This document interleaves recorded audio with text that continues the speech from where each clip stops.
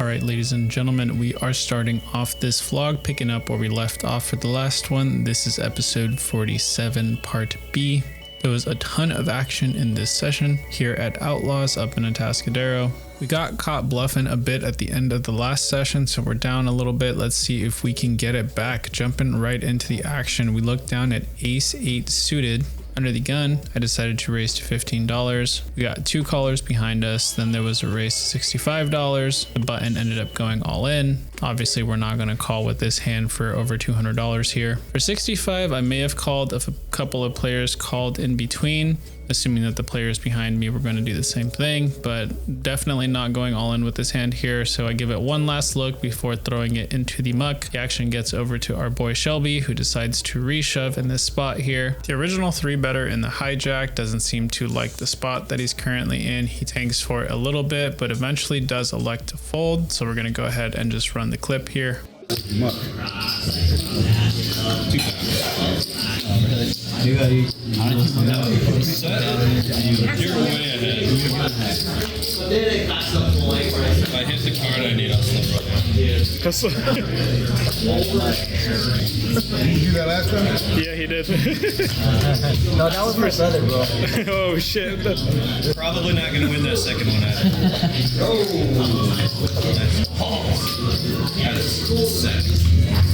So unfortunately, Shelby's mystery hand does not hold up against kings here. It sounded like he hit a set on the second board, so maybe he had pocket sevens here is what I'm assuming, but we can't say for sure. He could just be screwing with us and saying that he hit a set. Moving on to the next one. This next hand is a juicy one. We looked down at ace queen offsuit in the hijack. There was a $20 straddle. Under the gun called, then the middle position player min clicked it up to $40. Player behind him called. When the action gets back over to me, we are not going to let this go through. I decide to repop it up to $150 here. This should be enough to potentially get one caller or just scoop all the dead money in the middle. Like we planned, the cards start flying into the muck left and right, but we do end up getting one customer. Middle position player decides to come along for the ride. Low jack does not oblige and he throws his cards into the middle as well. $384 as we go heads up to this flop, which comes 3-4-9 with 2 diamonds. The opponent checks it over to us, and I feel like we have no choice here but to make a substantial bet. We're gonna have to rep a good pocket pair or potentially just ace king. Luckily, we are holding the queen of diamonds, so that makes it less likely that our opponent is on a flush draw here. So I'm really praying that he just has a very small pocket pair or just 2 Broadway cards and doesn't want to continue here. I end up firing for $300 and our opponent goes into the tank. This is a pretty good sign. If he had a big pair, he would have called already. At this point, I'm putting our opponent on 2 Broadway cards, and after thinking it over for a bit, he does reluctantly fold and shows us that he had ace king of clubs. So we somehow got this one through and made the better hand fold. We were very fortunate that our opponent did not have any clubs on the board to continue with. About half an hour goes by and we look down at ace queen offsuit once again. This time we are on the cutoff, so I decided to make it $20 to go here. There was a $6 straddle, but nobody called in between. Gets over to the small blind, which is our buddy Shelby, and he says $20 is not enough. He decides to raise it to $55. I'm not going to go anywhere with his hand here. We go ahead and put in the call, so we go heads up to this flop with 116 in the middle. Board comes out 6-8 deuce rainbow. Nothing really to see here. We just have ace high. Shelby continues the story that he has a good hand here. Throws a couple of green chips in the middle. We're not going to shy away just yet. 216 going to this turn. That comes the 9 of clubs. Shelby takes a little bit longer this time to make a decision, but decides to throw $150 in there, about 3/4 of the pot. He could have a pair here, but I think it's just as likely that he also has ace king, but I'm not 100% sure. I'm going back and forth as to whether or not he would have taken this sizing with a big pocket pair. And eventually I do decide to put in the call with plans to bluff him off the river. 516 in the middle and the jack of clubs peels off. I think this is a better card for me than it is for him. Connects with the board a little bit and puts 3 to a flush out there. What I didn't realize at the time was that there's not a lot of hands that would have stuck around on the flop that connect with this board here by the river unless we just backdoored something. After thinking it over for a bit, Shelby checks it over to us, and at this point we have no choice here but to bet. So I end up going with $400 for our bet sizing, hoping this will be enough to get Shelby off of his hand. This SOB is a smart cookie and figured us out, puts in the chips, and he scoops a $1,300 pot. Nice hand, sir. I will see you tonight. For this next time, we looked down at pocket 10s. There was a $15 open by the under the gun player. I decided to re-raise it to 50, did not let too many people in here for cheap. Button calls the 50, small blind gets out of the way, big blind calls the 50 as well, and when it gets back to the under the gun player, he decides to re-raise it to $250 now. This player has been action all night. He could easily just be doing this with 2 Broadway cards. He could have a pair. It could be a small pair or a big pair. I have absolutely no clue, so we're either miles ahead or miles behind with our 10s here. I'm heavily debating whether or not we should just jam here, but if we do jam, I feel like we're only going to get called by better, so I end up just flatting instead. I only have about 400 left behind at this point, so my plan is to either hit a set or ship it on any non-ace or king high board.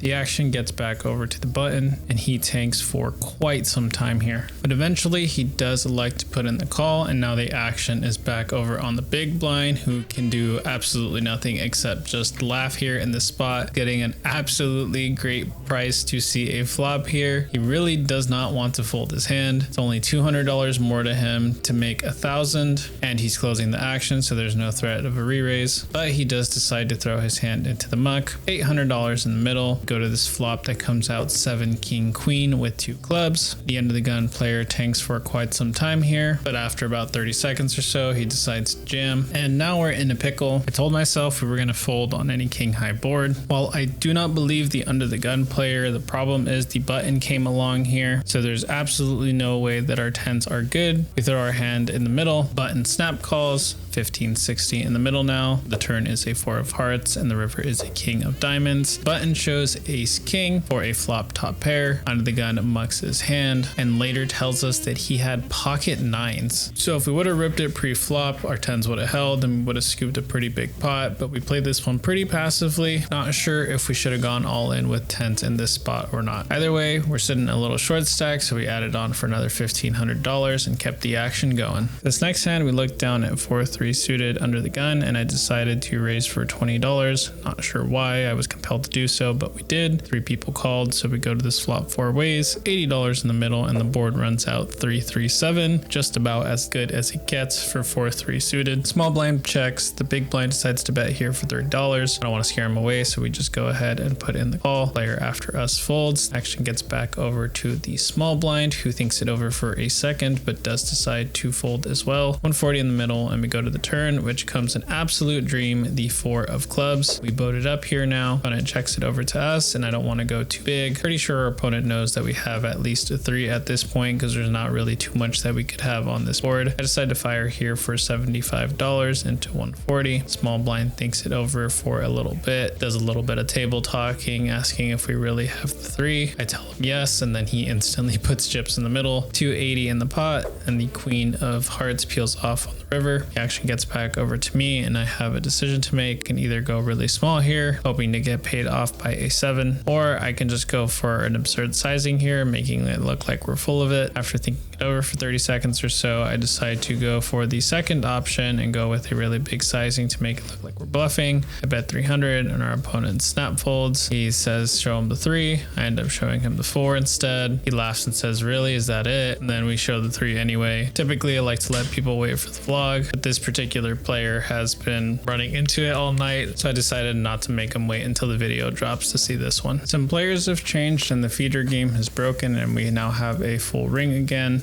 So there's a lot more money on the table to play for. Anyhow, there's a $20 open by the cutoff. We decide to call the 20 on the big blind, go heads up to this flop with 41 in the middle. I decide to check in the dark before the board comes out. We end up hitting on this king 10 3 board. The button decides to continue the aggression and say that he has a hand here. He decides to bet for 20 again. We pretty quickly put in the call.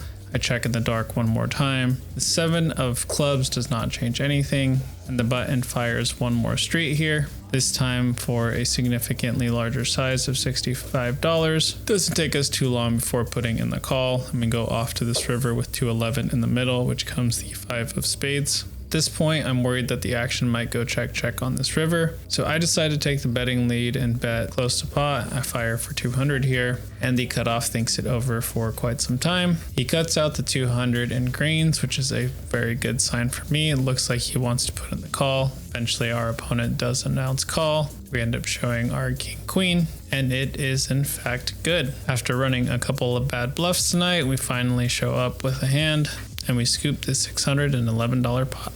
This next hand is an interesting one. We look down at pocket 3s under the gun. I decide to open at $10. The cutoff calls, but nobody else wants to come along for the ride, not even the blinds. $24 in the middle, and we go to this run out. Heads up, the board comes out 10 queen king with 2 clubs. Nothing for us to really do here, and this pot isn't big enough for me to want to bluff at it. The turn now comes a 5 of clubs, completing the flush, losing to literally everything on the board right now. So we check it one more time, and the check gets through. And then by some miracle, we hit our magical 3 on the river for a small set. This board is kind of scary. I decided to bet $15 here, trying to go for max value.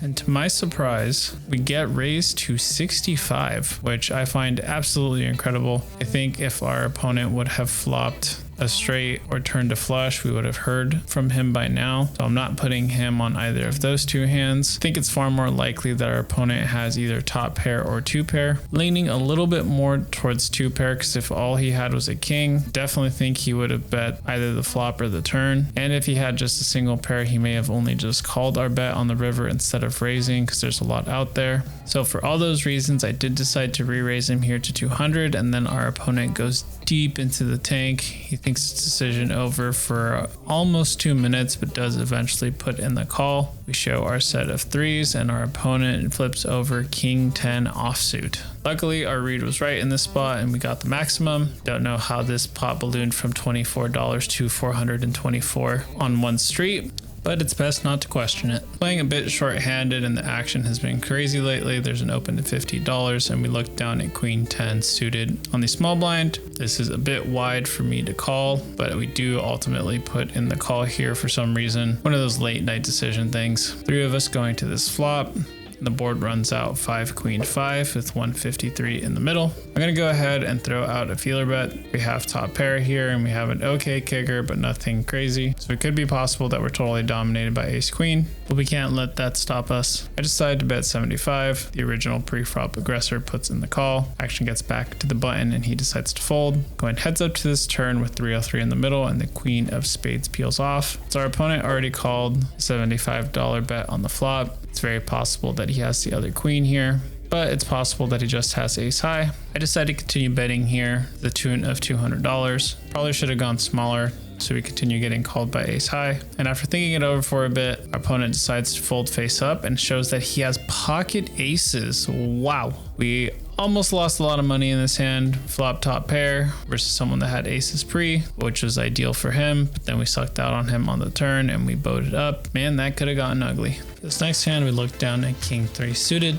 Of the club variety, there is a $25 button straddle, and for some reason, we decided to put in the call, $75 in the middle, and we go to this board run out, which comes out king 6-8 with 2 spades. We have top pair, but we're out of position, so I decided to check this, and the action checked through. When the queen of clubs peels off on the turn, I decide that this is a very good card for us. We now have top pair with a flush draw, so I decided to bet $50. Both of the opponents put in the call, so now there's 225 in the middle, and we go to this river, which is not really ideal. It is now the queen of diamonds. It's very possible that one of our opponents hit second pair here, but I can't not bet. I bet 175. Player in the middle quickly folds. My buddy Eric on the button shows that he has jack 5 of clubs and is very upset that the club draw didn't get there. He's obviously folding because all he has is jack high, so I tell him that the clubs were no good and show our king 3 of clubs, and we end up scooping this $225 pot to close out the night. At this point, the table got even shorter.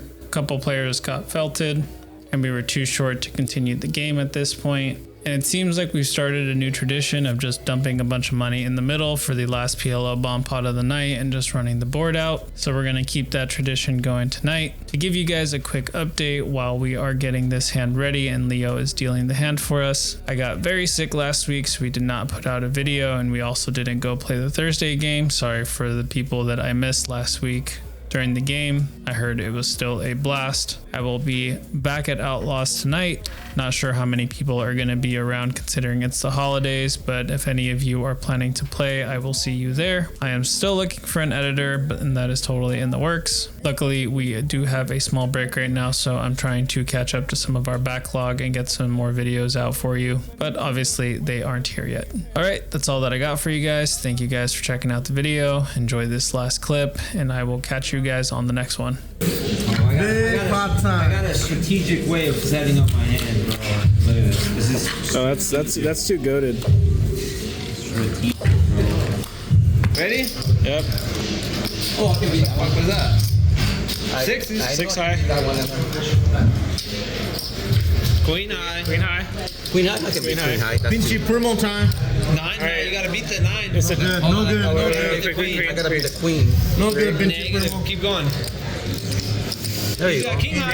King high's good now. All right, this is gonna be a jack. What do I This is a have jack. today? All right, you ready? I'm not. Ready? I got fucking. Ready? I just need a jack in there. Fuck. All right. This one. King. Oh, King my nine, nine. King nine. King nine. King 9 beats your ass. He just caught up. Ace. Hey. Ace. Okay. Nice, good card. You need 10. Fuck. Jacks! 9 out of 10. You got a lot of outs now. Oh, I got hella outs. I got outs out the wazoo. You're the only hope, bro. I think you got it. Well, you You can't. got it. You Oh, can you have need an a jack. ace. That's it. You can have an ace, a jack. Oh yeah. Oh, yeah. Hey, that worked.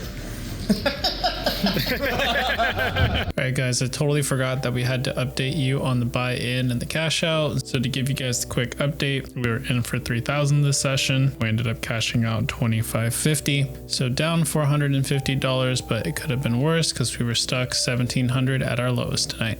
That's it for this one. We'll catch you all next time.